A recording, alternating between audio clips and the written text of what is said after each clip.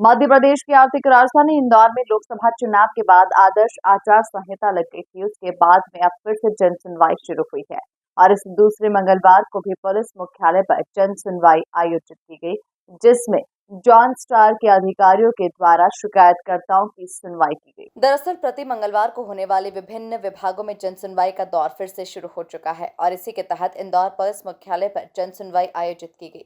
इस जन सुनवाई में शिकायतकर्ताओं के द्वारा पुलिस के समक्ष शिकायती आवेदन प्रस्तुत किए गए, जिनमें आपसी विवाद, धोखाधड़ी और पारिवारिक शिकायतें ही सुनाई में आई है। पुलिस का कहना है कि तमाम शिकायतों को जांच पड़ताल करने के बाद संबंधित विभागों को भेजा गया ताकि जो फरियादी है उन्हें उचित न्याय मिल सके। लेकिन जिस तरह से जन सुनवाई में शिकायतकर्ताओं की शिकायतें कम हो रही है, उसे लेकर अधिकारियों का कहना है कि जोन स्तर पर डीसीपी जन सुनवाई कर रहे हैं और वो भी शिकायतें सुन रहे हैं।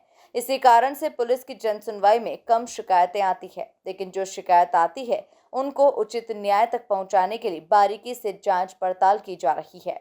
लगभग 4-5 जन सुनवाई में शिकायतें आई हुई थी। उसमें से तो एक अरविंदो कॉलेज की बच्ची थी जो अपने साथी दारान पर आरोप प्रत्यारोप लगाया था। उसमें थाना प्रभारी को बताया गया वैधानिक कार्रवाई के लिए। एक शिकायत आई हुई थी जो साइबर से रिलेटेड है, गलत अकाउंट नंबर पे आरटीजीएस हो गया है, जिसकी इंटरटेन शिकायत हो रही है क्राइम ब्रांच में। तो वहाँ के जो एडिशनल डीसीपी साहब हैं उनको उस चीज़ से इंगित करवा दिया गया है।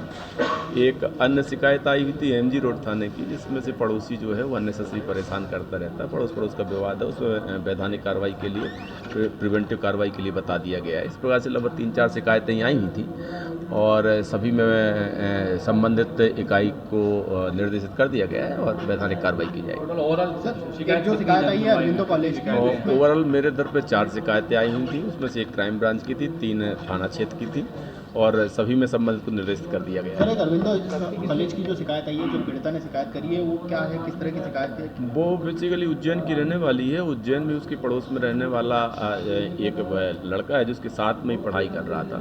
वहाँ से उनके बीच में दोस्ती थी और यहाँ पर आकर के दोस्ती और नज़दीकियों में बढ़ गई और उनके बीच में शारीरिक संबंध ही बने हुए हैं, ऐसा उसके द्वारा बताया गया। और यहाँ पे किराए के मकान उसके रिश्तेदार के घर पर रह रही थी और वर्तमान में अब दोनों लोग एक दूसरे से अलग हुए हैं।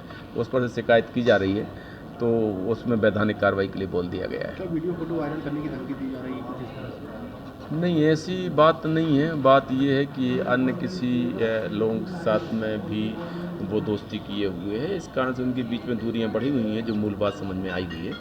लेकिन चूंकि गलत किया गया है तो उस पर जो कृत्य किया गया उसके मुताबिक धारा में कार्रवाई की जाएगी।